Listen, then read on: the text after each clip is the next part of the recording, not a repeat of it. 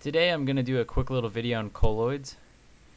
And colloids are basically just little particles that are suspended in a medium. And I say suspended because they're not totally dissolved actually. One book I have, the definition it gives as particles with diameters in the ranges of 1 to 100 nanometers. And they are larger than molecules but too small to precipitate. And really it doesn't actually matter what size they are, it just matters if they can stay in solution and stay suspended. So for example, a bacterial cell, that is about 1 micrometer. And a water molecule is about 0.2 nanometers, and that is 10 to the negative 9th meters, and this is 10 to the negative 6 meters. So that gives you kind of an idea of how big these colloid particles are, somewhere in between there. So how do colloids form? Well, Brownian motion is kind of the random motion of particles suspended in a fluid. And what happens is you have this Brownian motion going everywhere. And in a solution, let's say you have some particles, and maybe gravity is pushing down on them. But what is happening is Brownian motion is pushing them up, and it's actually overcoming the acceleration due to gravity. So the reason they stay in solution is the Brownian motion is pushing them up, and gravity can't overcome that. So it's just this upward diffusion that's happening. And there's this thing called critical size.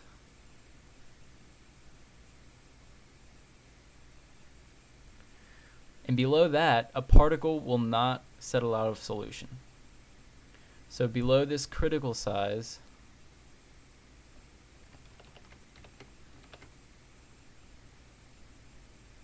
a particle will not settle out.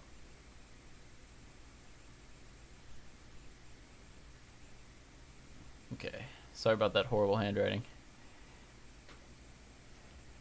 And the way they designate how you sort of classify a colloid is you've got two phases. You have a dispersed phase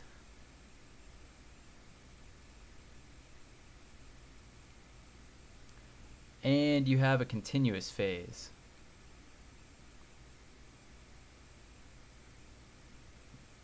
And in chemistry, we use like two-phase systems a lot. You know, if you're doing any kind of chromatography, if you've got a mobile phase and a stationary phase, that sort of thing. So the dispersed phase is also called the internal phase. And the continuous phase is also called the external phase. And what it is you basically have, these are your particles. And this is basically your fluid that is being suspended in. Remember, this can be a liquid or a gas.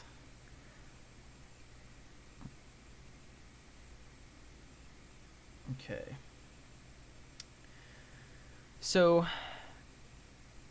let me just introduce the difference between adsorption and absorption.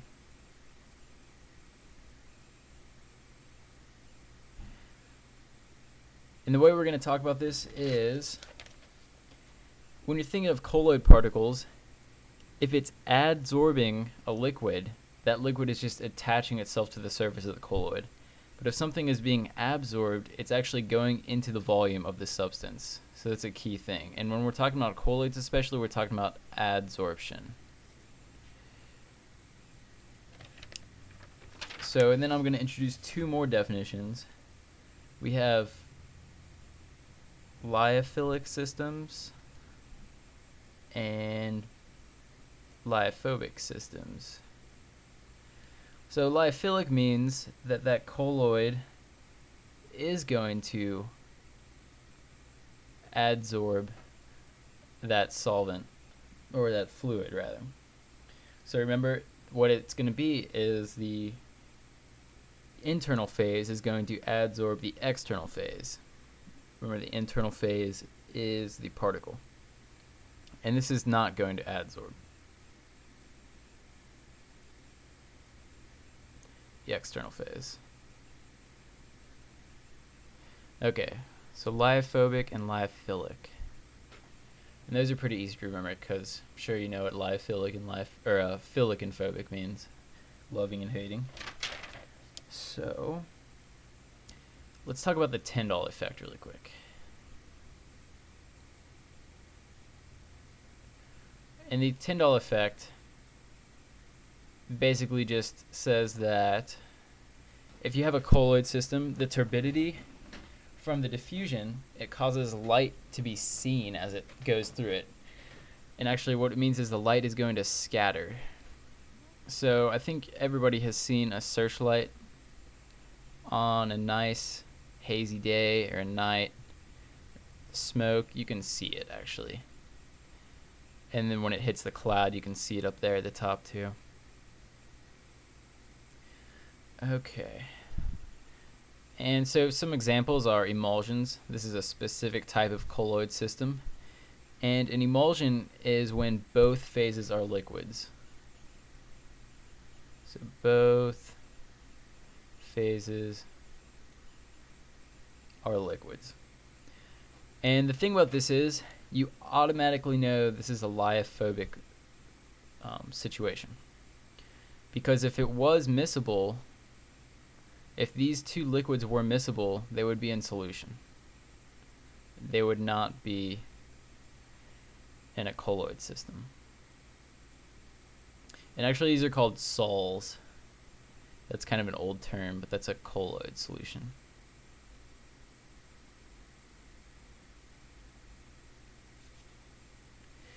Okay. So for example, an emulsion is when you have maybe oil and water mixing. And if you agitate oil and water enough when they're together, you're going to get little oil droplets dispersed inside the water, or you're going to get water dispersed inside of the oil, depending on which you have more quantity of. And if you're doing some kind of a liquid extraction maybe, you might be able to get an emulsion going, but it'll settle out eventually, or you might have to resort to centrifugation. And another type of colloid system is a foam.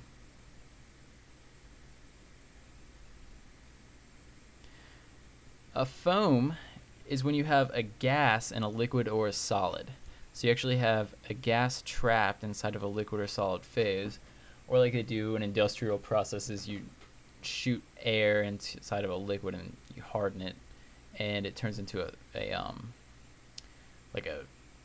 some kind of packing material or something you're going to use it as. And finally, a really cool one are Micelles. Okay, so Micelles, and these are used all the time, and they actually occur all the time, are when you have an aggregation of surfactants. And actually these have a biological occurrence. If you've ever heard of phospholipid bilayers, those are what cell membranes are made of. Those occur naturally. So what these are a, let's say for instance this is in water.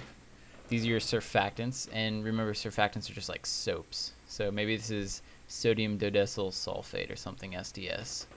And there's your hydrophilic head and your hydrophobic tails, and inside here this is your whole micelle.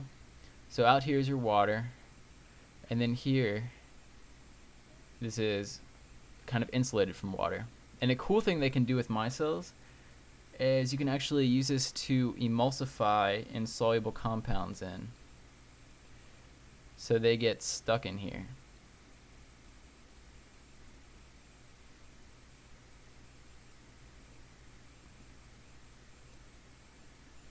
And micelles form under certain conditions. They actually have to be under a certain concentration, and this is called the Critical Micelle concentration, and they have to be above a certain temperature. So that's all I have for you on the colloids. So maybe I'll do another one later, but okay, see you guys later.